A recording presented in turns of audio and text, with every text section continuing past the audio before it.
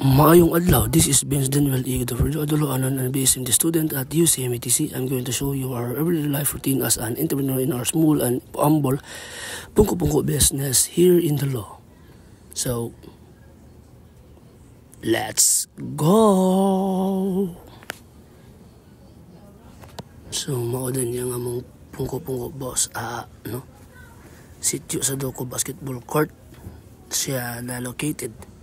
So, mao din niya akong mama nga mao tigbaligya sa mga sudan, no? Dukat si nga hurot-hurot ng sudan nato, no? So, ako sud i-show ninyo nga atong mga sudan is there. So, mao na ang bula-bula, tag city ra na siya. Barato na kayo sa tanan. Tawgi lumpia, egg, tag 15, tag city. Kanang uban diha is barato ra na sila. So, kana sila tanan is barato ra jud. Sulit kaayo lami pa. So, mo nang namalit no ubay-ubay diba. Mo nang best pungko-pungko diri sa Barangay Dulo Fatima, no. So, lokan si, diba, hurot dayon matik na, no.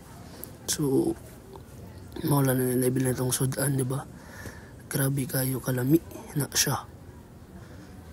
Kita kayo kan si nga hurot dayon. Na pa isda, diba? Kung sila ganahan isda, diba?